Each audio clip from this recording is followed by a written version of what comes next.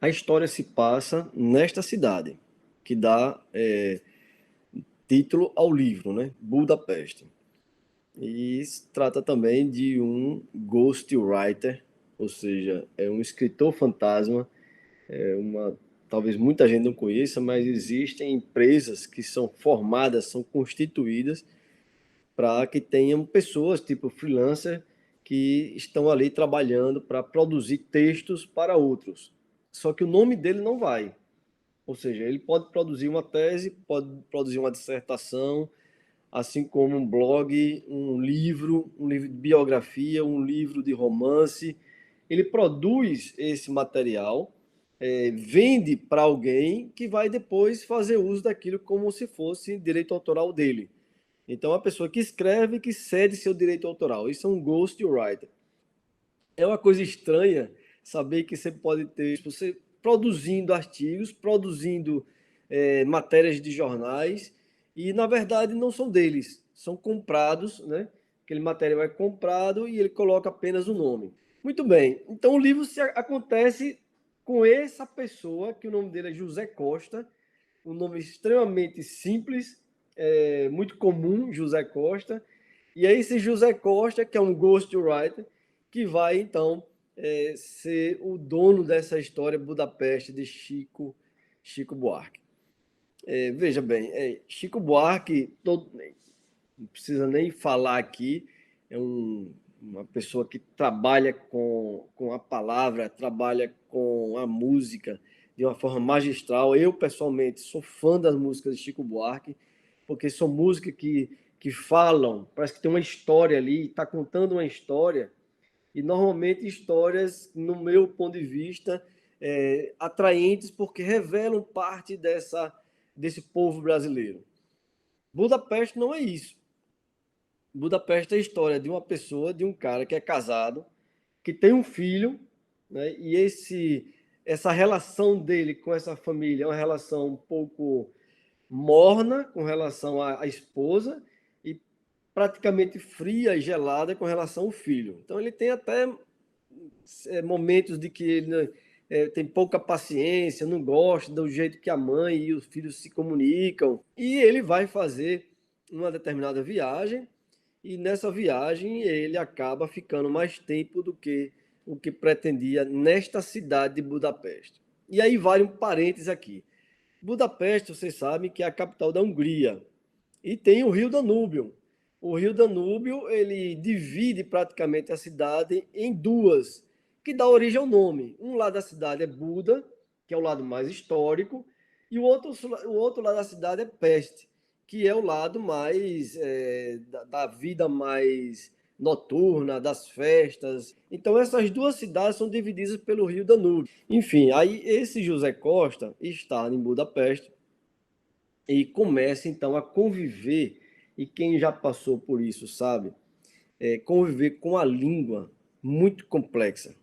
E ele, como é um escritor, ele trabalha com a parte de biografias, com romances, então ele gosta da escrita, da palavra, ele começa a se interessar por aquela língua que é o húngaro. Encontra uma jovem e começa a ter um certo envolvimento com essa pessoa.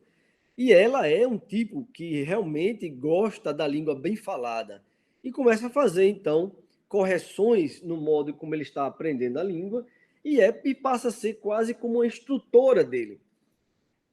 E é interessante que a história vai se desenvolvendo na relação desses dois e ele cria uma relação com esta mulher, praticamente esquece a mulher que ele tem no Brasil. Então, essa construção desse personagem Zé Costa é uma coisa admirável que Chico Buarque faz. Ele constrói uma pessoa realmente de um caráter sui generis. A história se desenvolve nesses dois mundos, Brasil e a Hungria, tá certo? Rio de Janeiro e Budapeste. O que, para mim, ficou muito interessante no livro de Budapeste, e eu acho que esta característica de Chico Buarque, desse gosto pela palavra, a ponto de mostrar na sua narrativa o processo que um escritor passa. E isso eu achei muito interessante, que o escritor começa a elaborar seu texto, vai desenvolvendo, a coisa ainda é meio difícil, até um certo momento que ele pega o ritmo e a história flui. Essa mesma forma que o escritor tem, ele também coloca com relação ao leitor. E é isso mesmo. Quando você começa a ler, no início parece complicado o livro. Ele parece com fragmentos, parece que você não está entendendo a história. A um certo momento, a história começa a fluir de uma tal maneira que você fica quase sem querer parar até terminar e ver a conclusão. E aí, essa é a primeira observação que eu queria fazer. Esse modo como Chico Buarque vai apresentando o gosto pela palavra, e essa é a segunda coisa que eu queria destacar. Ele escreve como quem está batendo papo.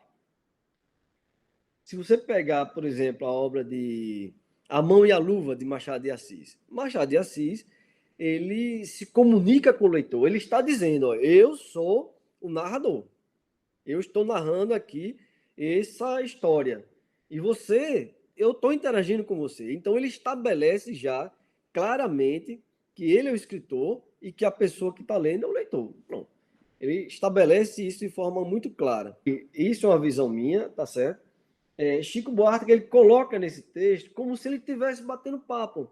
Veja, quando você está batendo papo, você não está elaborando de forma assim tão mastigada o seu pensamento, o que você vai dizer, a sequência das palavras, sequência das frases. Você vai falando e a coisa vai ali sendo colocada de uma maneira talvez não muito clara para quem está lendo, mas na interlocução, você, pelos gestos, pela forma de você olhar, por quem você está conversando, a pessoa que está do outro lado está entendendo. Mesmo que aquilo pareça complicado no início, mas está entendendo. Então, a forma como ele coloca, até escrita mesmo, me pareceu isso. Que ele está como se estivesse batendo papo e contando uma história. Tá certo? Então, esta é a minha sugestão de hoje que vocês leiam. Chico Buarque, vocês sabem, é um dos nossos autores que recebeu o Prêmio Camões, tem algum tempo atrás. Eu vou deixar aqui o link exatamente da premiação, quando ele recebeu, e eu acho que vale a pena.